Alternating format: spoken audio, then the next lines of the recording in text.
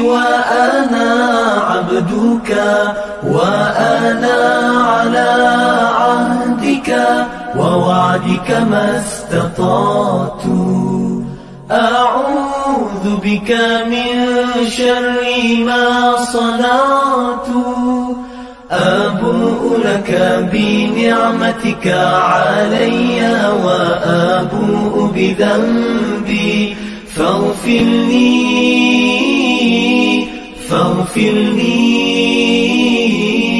فاغفر لي فإنه لا يغفر الذنوب إلا أنت.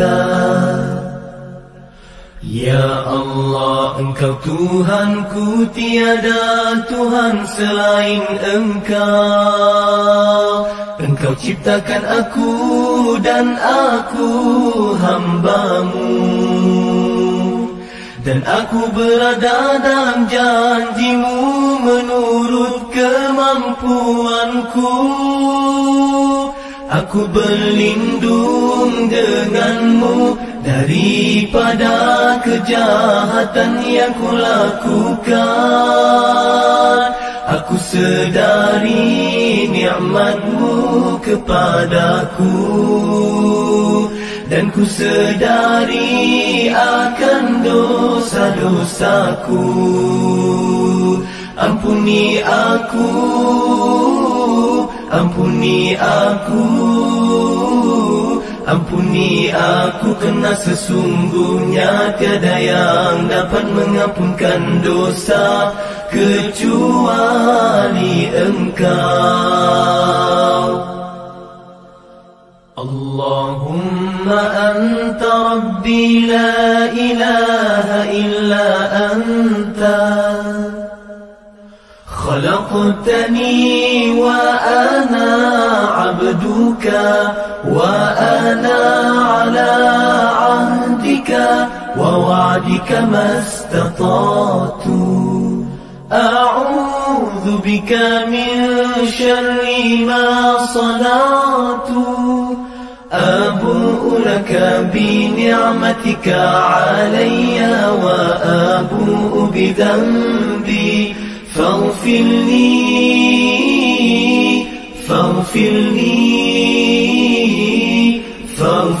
لي فإنه لا يغفر الذنوب إلا أنت.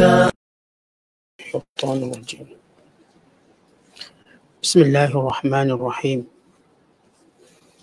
جعل الله الكعبة البيت الحرام قياما للناس والشهر الحرام والهدي والقلائد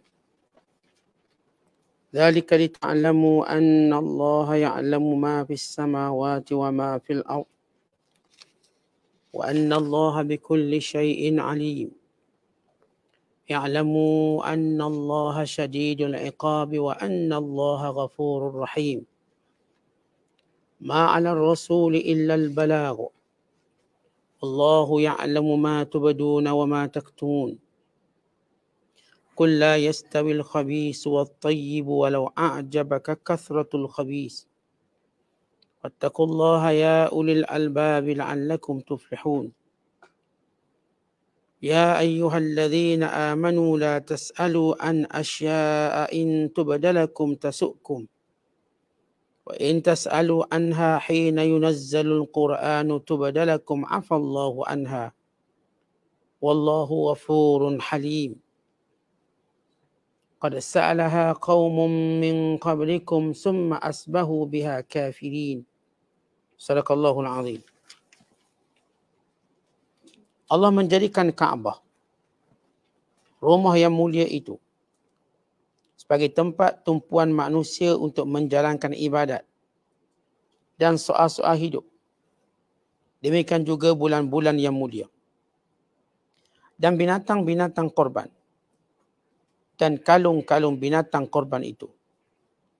Yang demikian itu supaya kamu ketahui bahawa sesungguhnya Allah mengetahui apa yang ada di langit dan apa yang ada di bumi.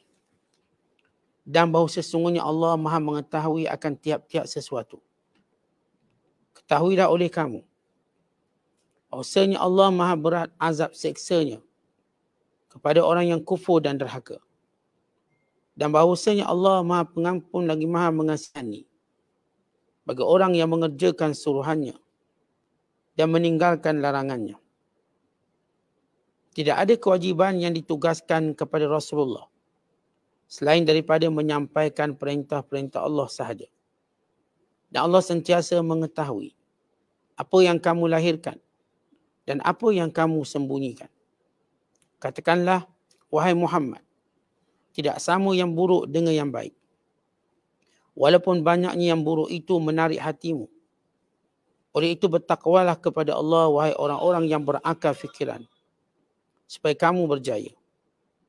Wahai orang-orang yang beriman, janganlah kamu bertanyakan kepada Nabi perkara-perkara yang jika diterangkan kepada kamu akan menyusahkan kamu. Dan jika kamu bertanya mengenainya ketika diturunkan Al-Quran, tentulah akan diterangkan kepada kamu. Allah maafkan kamu dari kesalahan bertanyakan perkara-perkara itu yang tidak dinyatakan di dalam Al-Quran. Kerana Allah maha pengampun lagi maha penyabar. Sesungguhnya perkara-perkara yang serupa itu pernah ditanyakan kepada Nabi mereka oleh suatu kaum dahulu sebelum kamu. Kemudian mereka menjadi kafir dengan sebab pertanyaan itu. Kerana setelah diterangkan, mereka tidak menerimanya. Masih lagi kita berada dalam penafsiran Suratul Ma'idah. Surah yang kelima pada juzuk yang ketujuh pada ayat yang ke-97 sehingga ayat 102. Ayat-ayat yang kita bacakan ini menjelaskan tentang kedudukan Baitullahil Haram dan juga bulan-bulan haram serta kemuliaan binatang-binatang korban dan binatang-binatang yang dibawa untuk dikorbankan di Makkah Al-Mukarramah. Dan juga suatu peringatan daripada Allah, amaran tentang azabnya yang pedih. Dan juga gesaan serta galakkan untuk melakukan kebaikan. Dan ayat yang kita bacakan ini juga menjelaskan tentang larangan bertanya. Pertanyaan-pertanyaan yang menyusahkan. Pertanyaan-pertanyaan yang berupa persendaan ataupun bermain-main dengan pertanyaan atau bertanya sesuatu yang tidak dijelaskan sedangkan ia satu rahmat daripada Allah Ta'ala kepada kita semua. Maka ini antara intisari kandungan ayat-ayat yang kita bacakan. Bila mana Allah menyatakan ja'alallahul Ka'bah, Allah menjadikan Ka'bah. Yang dimaksudkan Allah Ta'ala menjadikan Ka'bah, yakni Allah menjadikan Ka'bah itu sebagai Baitullahil Haram sebagai sebab. Sebab untuk pembentukan manusia, penjagaan manusia, urusan agama manusia dan juga urusan dunia manusia. Bila Allah menyatakan ja'alallahul Ka'batal Baital Haram, Allah jadikan Ka'bah itu di tempat yang mulia, di rumah yang suci, qiyaman linnas. Perkataan qiyaman yakni sebagai penjagaan kepada manusia. Penjagaan kepada urusan manusia. Artinya Allah jadikan pertama Kaabah. Yang kedua ialah Baitullahil Haram. Kaabah merupakan kiblat umat Islam. Baitullahil Haram yang mengelilingi Kaabah ini sebagai satu cara mendidik manusia. Sebagai satu cara kerehatan pada manusia dalam kesibukan urusan-urusan duniawi mereka. Dan sebagai satu asas perpaduan dan keamanan kepada manusia. Wasyahrul Haram. Dan demikian juga Syahrul Haram, bulan-bulan haram. Wal Hadiyah, dan demikian juga binatang korban. Wal Qala'id, yakni binatang-binatang yang ditandakan sebagai satu nazar dan korban pada jalan Allah. Maksud ayat ini ialah bila setiap negara dia ada raja dia yang akan menjaga keamanan, yang akan menyekat sebarang bentuk permusuhan setiap negara. Di Mekah tak ada raja. Maka bagaimana manusia didamaikan? Bagaimana manusia disatukan? Bagaimana manusia direhatkan daripada pertelingkahan peperangan sesama mereka? Sebab di Mekah tak ada raja, di Madinah tak ada raja. Bukan dalam Negara Arab atau semenanjung tanah Arab, jazirah waktu itu memang tak ada raja. Yang ada kabilah-kabilah. Yang ada ialah kelompok-kelompok manusia yang memang sentiasa bertelaga, berbalah. Bagaimana Allah jadikan penyatuan pada mereka? Itu Allah jadikan Kaabah. Maka Kaabah ini menyatukan umat manusia. Ketegangan mereka itu dapat diatasi kerana menjadi suatu tradisi mereka yang mereka hormati. Bila sahaja mereka masuk Mekah, mereka hilangkan, mereka lupakan permusuhan. Dan andai kata mereka bertemu dengan orang-orang yang pernah membunuh saudara mereka, bahkan pernah membunuh ayah mereka, sekiranya mereka bertemu di Mekah, di Baitullahil Haram, mereka tak akan apa-apakan. Sebab tidak boleh dilaksanakan dendam di Kaabah. Dan demikian juga bulan-bulan haram. Kita tahu bulan-bulan haram itu bulan-bulan yang diharamkan berperang. Bermula daripada bulan Zulqaedahnya, Zulhijjahnya, Muharramnya dan Rajab.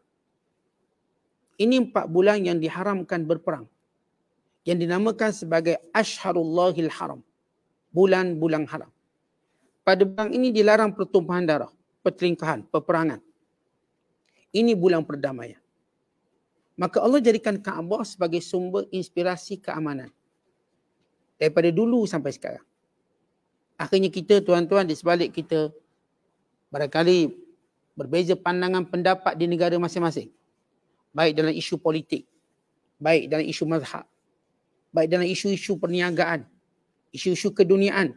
Maka bila kita mengunjungi Kaabah, bila kita mengunjungi Masjidil Haram, bila kita berada pada bulan-bulan haji, bulan-bulan haram, maka kita dapati manusia melupakan seketika perbezaan, perbalahan, pertelingkahan. Ketegangan mereka dikendurkan dengan keberkatan Kaabah, keberkatan Masjidil Haram, keberkatan bulan-bulan haram. Dan juga ibadat korban, al-haji, ibadat korban. Yang menyatukan umat Islam, yang menjadikan umat Islam melihat kepada dasar utama membantu orang miskin dan sebagainya. Memang menjadi satu sunnatullah. Allah Ta'ala menjadikan di sebalik ketegangan manusia itu ada fatarat, waktu-waktu untuk mereka berdamai. Waktu-waktu untuk mereka bertenang. Antara negara dengan negara, antara bangsa dengan bangsa, antara individu dengan individu. Allah jadikan secara fitrah rahah wastijmam. Waktu rehat, waktu bersantai. Waktu kita rasa aman, kita rasa tenang, kita rasa bahagia. Ada yang ianya berlaku secara ilham Allah Ta'ala pada manusia, maka berlakulah gencatan senjata. Mana-mana negara bergolak, berperang, ada gencatan senjata. Ada tempoh-tempoh yang dinamakan sebagai tempoh-tempoh keamanan. Walau bagaimana bermusuh, Palestin dengan Israel sebagai contoh, akan ada waktu ketenangan dia. Ini yang Allah ilhamkan pada manusia. Setiap kali mereka berperang, mereka bertelingkah, mereka berbalah. Tapi ada benda yang Allah jadikan secara berkekalan. Apa dia? Kaabah. Kaabah. Dan demikian juga Mekah, Baitullahil Haram. Dan demikian juga bulan-bulan haram. Maka Allah jadikan tempoh ini sama ada tempatnya atau masanya sebagai satu tempoh ketegangan itu dikendurkan. Hasad dengki itu seketika dipadamkan. Persaingan-persaingan, permusuhan-permusuhan, iaitu ketegangan-ketegangan berlaku disejukkan dengan suasana yang berlaku di Mekah. Kan itu saya katakan tadi, bila tuan-tuan pergi ke Mekah, tuan-tuan jumpa semua orang. Kadang-kadang ketegangan kita perkauman. Pergi sana tengok kaum macam-macam. Kat Malaysia ni perkauman kuat misalnya. Kita kat Mekah, perkauman tu hilang. Pergi duduk kat Malaysia, politik tu tegang. Pergi Mekah, kendur politik. Duduk Malaysia, kita punya ketegangan dengan kompetitor kita dalam bisnes. Ketegangan kita dengan orang-orang yang satu jabatan dengan kita. Ni cikgu dengan pengetua, tegang masa kat Malaysia. Bila pergi ke Mekah, tenang. Syarikat itu, syarikat ini. Maka Allah jadikan ja'alallahul Ka'bah. Allah jadikan Ka'bah dan Baitullahil Haram qiyaman linnas. Qiyam, pendamai seketika pada manusia. Penyibuk kepada urusan yang lebih penting. Penenang manusia daripada segala tabaruk, permusuhan, perbalahan, kedengkian. Dan demikian juga Allah jadikan bulan haram juga. Begitu. Yang saya sebut tadi bahawa di sebenarnya tanah Arab, macam mana nak tenangkan kabilah-kabilah berperang? Atau kabilah ni punya perkauman dia kuat. Dan antara hikmah kenapa Mekah tak ada raja, kerana kabilah banyak, kabilah kuat. Ia berbeza dengan Parsi dan Rom ada raja. Sebab sistemnya bukan sistem kabilah. Di negara Arab ketika itu yang ada ialah Syekhul Kabilah. Hatta Quraisy yang merupakan bangsa terhormat di Mekah, tidak ada raja. Yang juga disebut sebagai ketua kabilah juga. Kabilah Quraisy. Jadi kalau berlaku ketegangan, perbalahan, apa yang mendamaikan mereka? Pertama Kaabah tadi. Baitullah Haram dan bulan haram. Maka Allah jadikan sebagai satu fitrah. Yang saya sebut tadi manusia, walau bagaimana bertingkah, dia ada hak keadaan-keadaan di mana kita tenang. Bila Allah turunkan wabak, pandemik, ia satu waktu bertenang. Tapi manusia tidak sibuk dengan perbalahan-perbalahan kecil untuk mereka bersatu dengan musibah, sama-sama menangani wabak dan pandemik. Berganding bahu. Allahumma illa melainkan yang jenis tak sedar-sedar. Yang tetap nak jadikan benda itu terus perbalahan yang tak selesai. Tapi realitinya tuan-tuan, seluruh dunia bila dunia ini dilanda dengan wabak, berlaku kesatuan. Tolong-menolong, bantu-membantu. Tidak ada sikap mengecilkan, menuduh orang tu gagal, orang ni tak. Sama-sama berjuang. Kerana ia tersebar di seluruh dunia. Negara miskin, dia beri bantuan dengan vaksinnya. Ni diberi bantuan keuangannya, ni diberi bantuan kepakarannya. Bila Brazil teruk kena COVID, beratus ribu mati. Maka banyak doktor-doktor, volunteer, sukarelawan pergi untuk menyelamatkan keadaan. Bila berlaku banjir di negara itu, di negara ini, setiap musibah berlaku kesatuan umat Islam dan umat manusia. Maka ada benda yang Allah Ta'ala satukan iman mereka. Ada benda yang Allah satukan kemanusiaan mereka. Maka Allah menyebut kesatuan yang berkait dengan keimanan mereka kepada Allah Subhanahu Wa Taala. Kemudian Allah kata, "Dzalika lita'lamu." Demikian itu supaya kamu mengetahui, "Annallaha ya'lamu ma fis samawati wa ma fil ardh." Allah lah yang menguasai pengetahuannya, kekuasaannya langit dan bumi. Wa annallaha bikulli syai'in alim. Dan Allah Ta'ala mengetahui akan tiap sesuatu.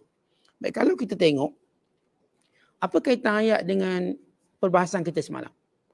Semalam kita bercakap tentang pemburuan dalam keadaan kita ihram. Hukumnya apa? Haram. Bukan kena bayar kafarah. Setiap binatang yang kita buru. Dan juga haram pemburuan Mekah dan pemburuan di Madinah. Kalau dalam mazhab kita ditambah lagi satu tempat, itu Taif. Haram berburu di Mekah, haram berburu di Madinah dan di Taif. Di pinggir Taif. Maka apa kaitan hukuman pemburuan dalam keadaan ihram tadi dan ujian Allah Ta'ala pada manusia, ada sebahagiannya diharamkan kerana perintah Allah. Kalau sebelum ini makanan-makanan itu Allah halalkan. Sembelihan Allah halalkan. Kemudian Allah menyebut jenis makanan yang diharamkan. Diharamkan kerana sifatnya kotor, bangkai, najis, darah. Kemudian Allah menyebut bentuk yang diharamkan kerana sifatnya menyebabkan permusuhan perbalahan. Iaitu arak. Kemudian Allah menyebut pengharaman makanan buruan kerana bersifat ta'abudi sebagai satu ujian ibadat.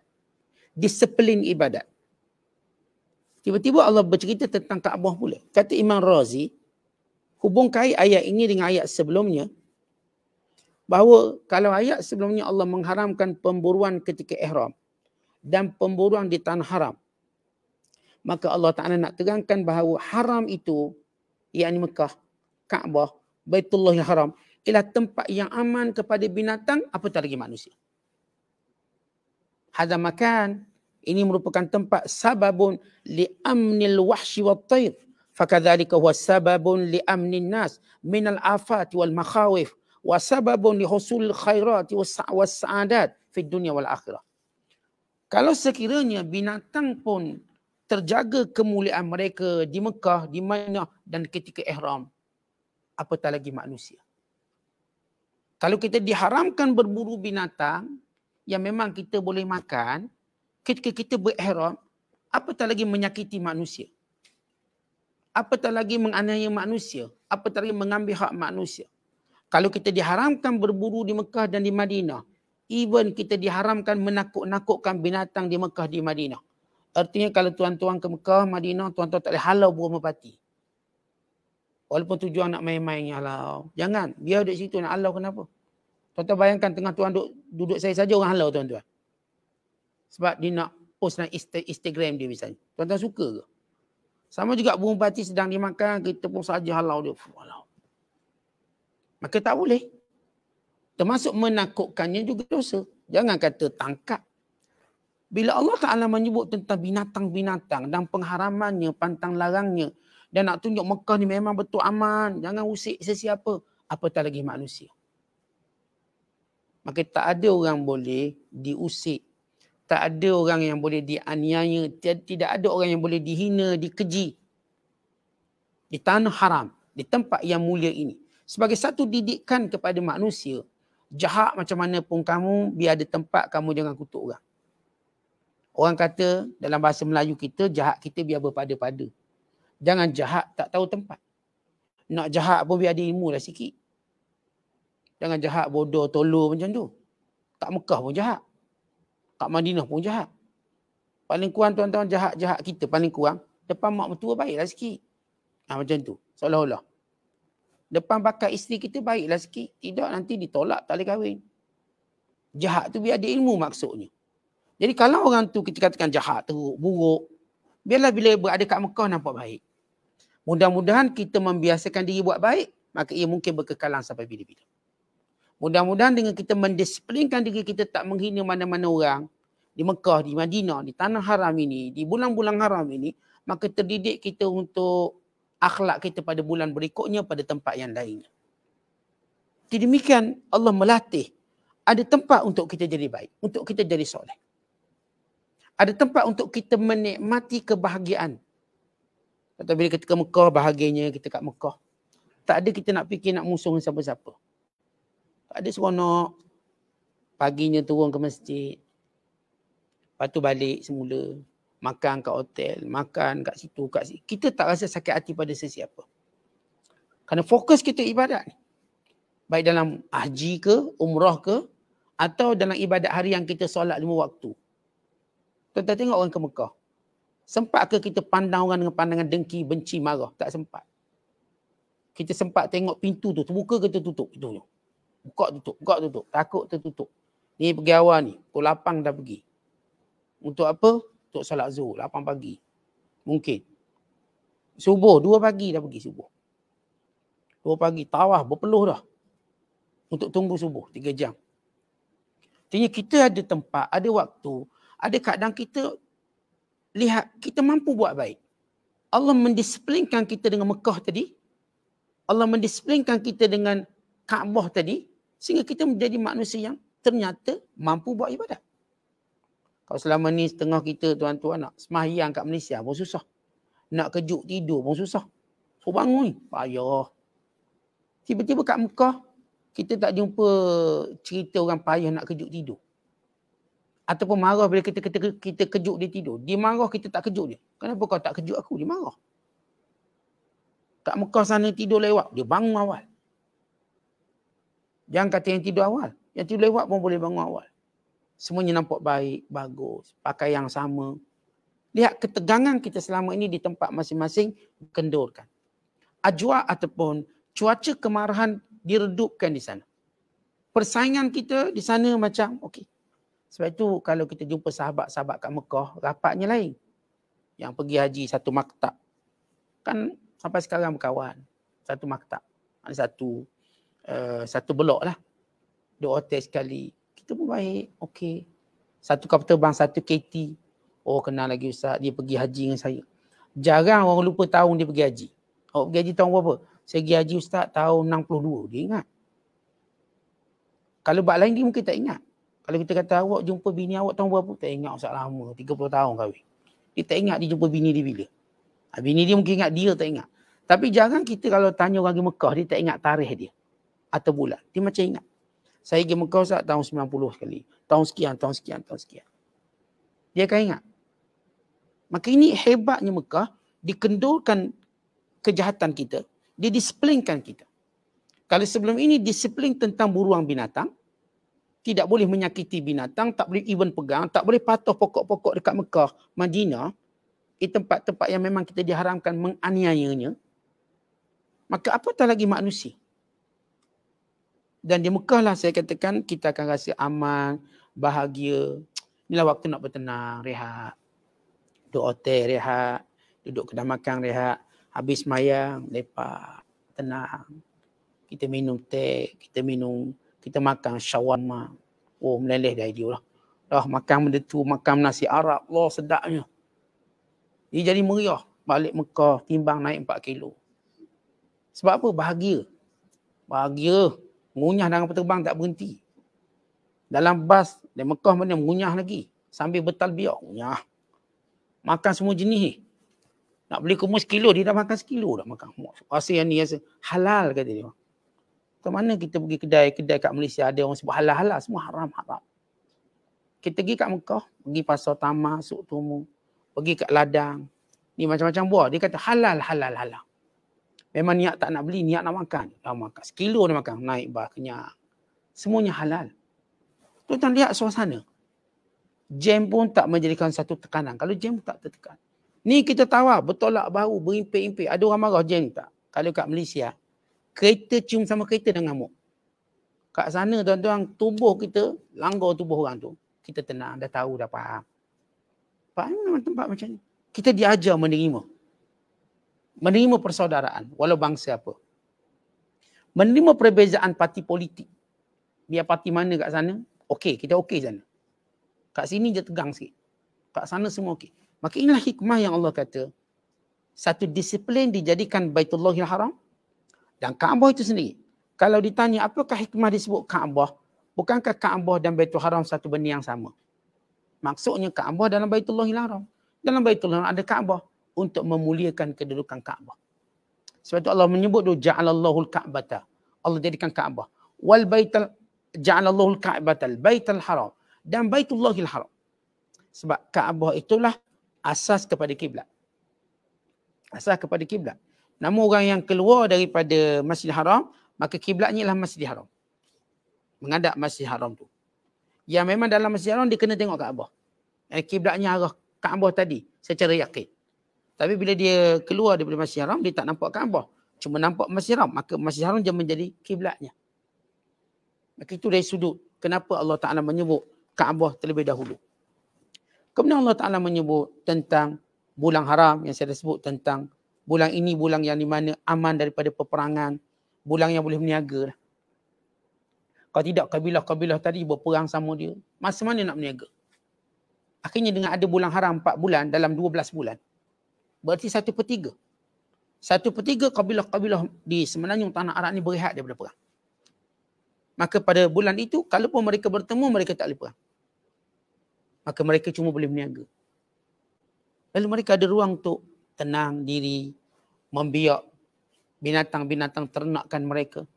Bukan beranak pinak isteri mereka. Sebab tenang.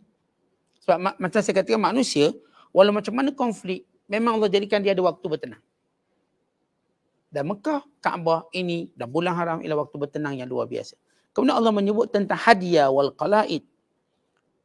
Penyembelihan korban dan penyembelihan qalaid. Apa maksud qalaid? Qalaid maknanya binatang sebagai tanda nazar untuk dikorban, nazar untuk disembelih, maka digantung kat lehernya sesuatu. Tak kira digantung selipar ke, digantung ting ke, digantung sebagai tanda. Orang tahu ini unta atau kambing yang nak disembelih atas sebab nazar atau korban atau sebagainya. Supaya jangan ada orang usik. Sebab bila binatang tadi punya tanda, orang tak berani usik. Tak ada orang nak rompak ke? Rompak tengok, tak boleh binatang korban ni, tak boleh ambil. Maka ini keamanan. Binatang-binatang yang diniatkan korban, yang ditanda untuk buat korban, maka ia satu binatang yang dihormati. Dimuliakan. Ya kalau orang nak berniaga pun dia tak bagilah mahal-mahal binatang korban ni. Sebab kita sembelih tadi nak bagi orang. Sebab tu bila orang jual lembu korban, dia jangan mengambil kesempatan sebab orang buat ibadat, dia pun kena buat ibadat. Oh, dengar korban kita pun up harga. Jangan begitu. Kita pun ada tanggungjawab kita. Sebab orang ni dia beli lembu, dia bukan nak berniaga. Dia nak beri pada orang percuma. Maka dia ada kemuliaan. Sebab tu binatang-binatang ini jangan disakiti, jangan cacat, jangan dipatah, jangan ada patah kaki dan sebagainya, maka dia tak boleh dijadikan korban. Maka Allah jadikan binatang-binatang ini sebab untuk menyucikan harta, mengampunkan dosa dan mempertautkan hubungan dengan fakir miskin. Dan sebab kecukupan mereka. Dan juga jaminan tidak ada kelaparan dan tidak ada kepapaan. Bayangkan bila disyariatkan ibadat korban, orang miskin dijamin akan sampai mereka daging-daging korban yang segar. Ini bukan daging 2 tahun lepas, bukan 3 tahun. Yang segar. Yang disembelih untuk diberikan pada mereka. Sebab itu setengah ulama mengatakan siapa yang korban, dia tak beri fakir miskin. Langsung dia tak bagi. Maka dia mesti dhaman. Apa itu dhaman? Bayar ganti rugi. Sebab paling minimum dia kena beri juga seorang fakir miskin. Paling minimum untuk dijadikan binatang itu sebagai binatang korban. Dan yang paling baik diberikan 2/3 daripadanya. Dan lebih baik lagi dia beri semua mereka sedikit dia makan. Itu paling baik. Dia beri semua mereka sikit dia makan. Contoh bila kita korban dah dapat pahala korban. Pahala agih daging korban lain pula. Kita tumpahkan darah tu dah dapat pahala korban. Cuma kita, kalau Ustaz saya nak makan semua, boleh tak? Tak kena bagi juga sikit. Seorang paling kurang fakir miskin. Kalau awak makan semua, tak bagi fakir miskin, semua awak bagi orang kaya misalnya, awak kena dhaman, nilai. Nilai, bukan sembelih baru, tak. Nilai, katakan sekilo, berapa ringgit? 40 ringgit. Nilai 40 ringgit itu dia sedekahkan fakir miskin. Paling minimum baik dibagi dengan 3. 1/3 fakir miskin, 1/3 sahabat-sahabat anda, 1/3 kita makan dan simpan. Dan atas sikit paling baik 2/3 untuk fakir miskin, 1/3 untuk kita dan sahabat kita. Lebih baik lagi beri semua fakir miskin, sikit je untuk kita. Sikit je untuk kita. Okey, ini dari sudut pembagian.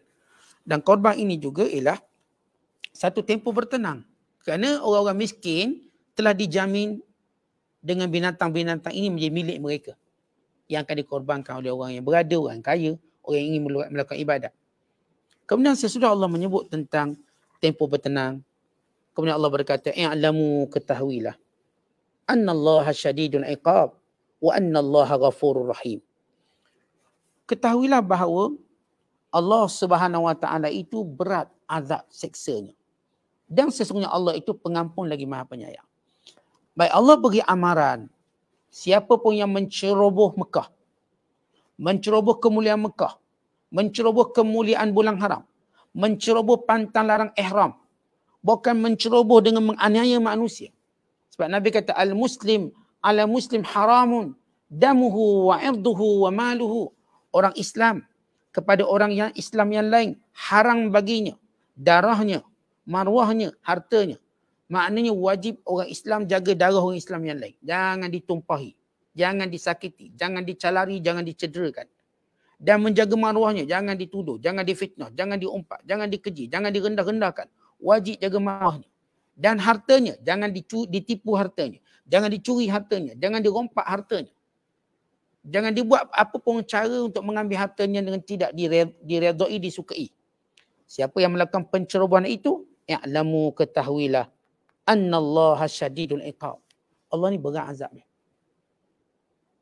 Allah tak pernah lepaskan orang zalim.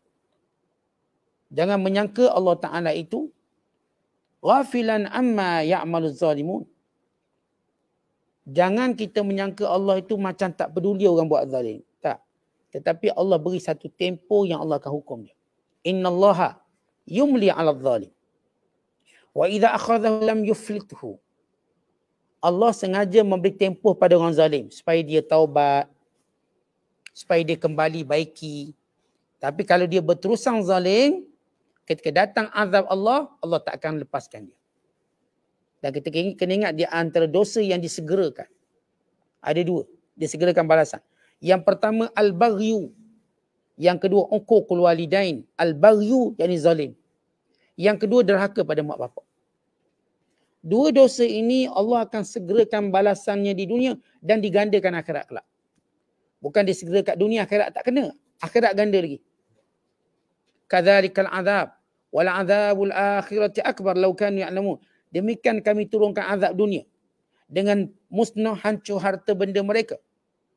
dengan datang penyakit dan wabak bencana. Itu baru azab dunia. Azab akhirat lebih dahsyat dan lebih besar. Allah kata kadzalikan azab wala azabul akhirati akbar law kanu ya'lamun. Azab akhirat yang menunggu lagi besar kalau mereka tahu. Yang buat zalim pada orang, yang mencuba semua pengharaman Allah Ta'ala ini, ketahuilah Allah itu maha berat seksaannya. Sesudah Allah Ta'ala menyebut sifat Allah yang syadid, berat seksaannya, dan Allah juga wa annallah ghafur rahim. Allah pengampun, penyayang. Bila Allah Ta'ala sebut tentang sifatnya yang garang, Allah sebut syadid. Apa itu syadid? Keras.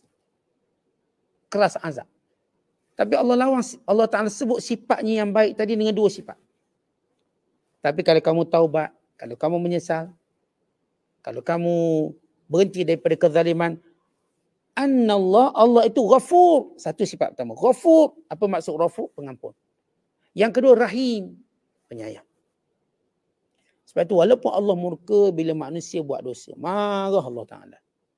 Tapi bila manusia bertaubat, Allah suka dan sayang. Allah bukan ampun sahaja. Allah sayang pula. Masya Allah, itu hebat sifat Allah. Sebab itu disebut dalam hadis tentang rahmat Allah mengatasi kemurkaan Allah. Kasih sayang Allah mengatasi kemarahan Allah.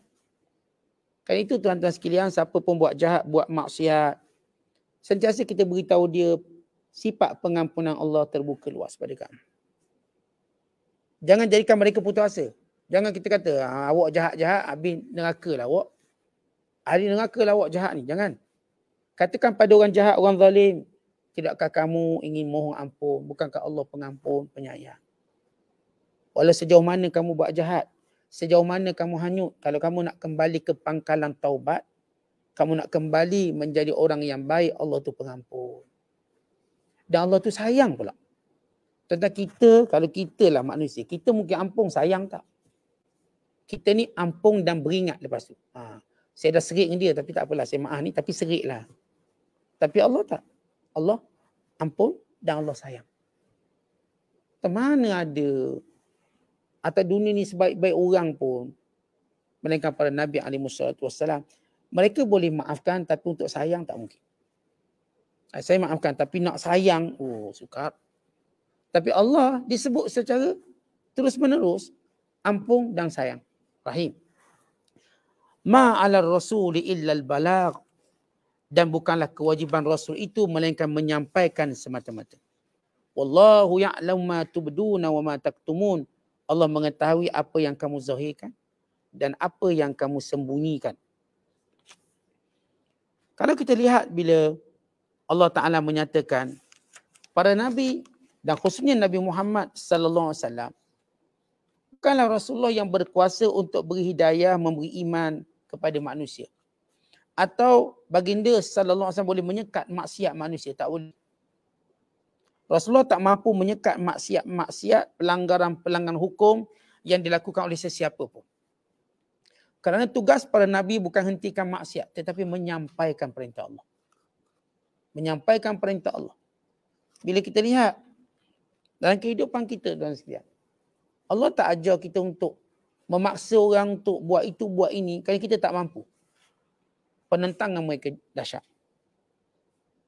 Bukan kadang-kadang dia boleh mengheret kita untuk jadi jahat sama macam dia. Sedangkan dakwah ini bukan kita nak jadi jahat macam dia, kita nak jadi lebih baik pada dia. Sebab itu Allah Ta'ala ingatkan baginda sallallahu alaihi wasallam, wahai Muhammad, kerja kamu menyampaikan. Walaupun kamu tengok mereka menyalahi itu dan ini, kamu tak ada kuasa beri hidayah, tapi terus menyampaikan. Masalah hidayah, ia urusan Allah Subhanahu Wa Ta'ala. Masalah azab, ia urusan Allah Subhanahu Wa Ta'ala. Sampaikan. Dan jangan fikir Allah Ta'ala akan biarkan mereka. Kerana tidak tersembunyi bagi Allah. Sama ada yang mereka zahirkan atau mereka sembunyikan. Kemudian Allah menyebut, Kul la yastawil khabis wa tayyib. Katakanlah wahai Muhammad kepada semua manusia. Tak sama yang buruk dan yang baik. Walau a'jabaka kathratul khabis. Walaupun benda jahat lebih dominan, lebih banyak, lebih untung. Fattaqullah. Takutlah pada Allah. Ya ulil albab, wahai orang yang punya akal, la'allakum tuflihun, semoga engkau berjaya. Turun ayat ini diriwayatkan daripada Jabir. Bila Nabi SAW menyebut tentang pengharaman arak, seorang Arab Badui bangun. Dia kata, ya Rasulullah, saya meniaga arak. Dan saya untung banyak daripada arak ni. Apakah memberi manfaat kepada saya kalau saya gunakan keuntungan ini untuk mentaati Allah? Saya nak buat masjid, saya nak tolong fakir miskin, saya nak tolong orang susah, gelandangan. Dengan keuntungan arak ini. Lalu Nabi SAW berkata, innallaha la yaqbalu illa tayyib. Allah tidak menerima mereka yang baik. Maka turun ayat ini. Katakanlah wahai Muhammad kepada mereka, tak sama yang buruk dengan yang baik. Walaupun yang buruk tu banyak, tidak diterima di sisi Allah. Maka takutlah kamu pada Allah, wahai orang yang ada akal. Sebab orang yang takut ni tuan-tuan, sebab dia ada akal. Tak ada akal, tak takut. Umpama gini. Kita tengok ular. Kalau kita tak ada akal, kita takut tak ular? Tak takut. Sebab kita tak tahu pun bisa dia dan sebagainya. Tapi kalau kita ada akal, kita takut tak ular? Kita takut. Budak-budak kecil yang belum berakal, kita bagi dia ular, mungkin dia pegang. Dia tengok ular, dia kejar. Sebab apa? Dia tak tahu bahaya ular tu. Sebab dia tak ada akal. Ingat dulu anak saudara saya masih kecil. Jalan dekat semak, dia pun cekuk kepala ular. Dia pun bawa balik ke mak dia. Mak ni ular. Lompat mak dia. Budak ni tak tahu apa. Dia pergi, ya, pegang. Ular tu pun tak sangka budak tu pegang dia. Pegang kepala. Bawa balik rumah. Tunjuk, Umi, ular Umi. Dia tak tahu bahaya. Maknya dah bertempik. Sebab apa bertempik? Sebab tahu bahaya. Sebab mak dia ada akal. Yang budak ni tak ada akal. Dia boleh pegang. Makanya anak kita bawa ke zoo. Mau dia nak masuk dalam zoo tu. Maksudnya dalam sarang tu. Harimau masuk. Dia tengok harimau tidur macam baik. Dia nak pergi gosok kepala. Sebab apa? Dia tak ada akal. Kita yang ada akal ni, harimau dalam kandang kita takut. Padahal dia tak terlepas tu. Harimau tak ada gigi pun kita takut juga. Takut. Sebab namanya harimau.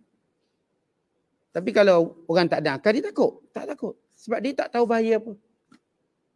Maka sebab itu bila Allah sebut, takutlah kamu pada Allah, wahai orang yang ada akal.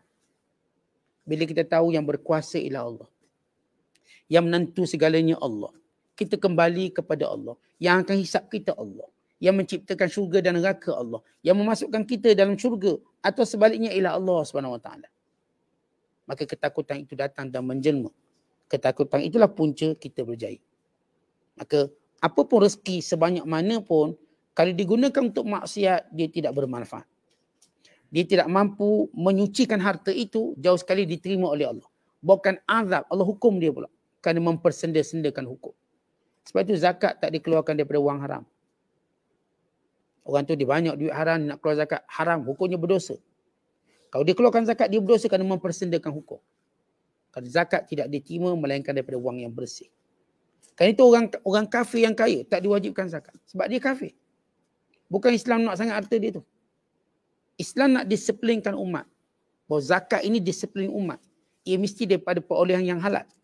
Duit riba tidak diwajibkan zakat. Ia bukan wang yang halal. Duit menang loteri, duit orang kafir sekalipun. Walaupun orang kafir tadi dia dapat duit itu cara bagus. Tapi kerana dia kafir, zakat yang tak wajib pada dia. Melainkan bila dia memeluk Islam. Kenapa Tuhan tak terima? Daripada harta yang buruk dan daripada orang yang buruk pun Tuhan tak terima. Kalau yang kafir tadi. Maka lihat bagaimana Islam ini tuan-tuan ialah berprinsip. Bukan Islam ni nak ambil semua harta orang. Tidak, dia berprinsip. Harta yang bersih yang dia ambil. Dan kadar yang tertentu. Dan demikian juga peraturan-peraturan dalam Islam. Semuanya adalah prinsip. Ia bukan main-main, dia satu prinsip. Tanpa mengenal siapa pun. Kerana semua ialah hamba Allah Subhanahu Wa Taala. Wallahu a'lam bishawab. Assalamualaikum warahmatullahi wabarakatuh.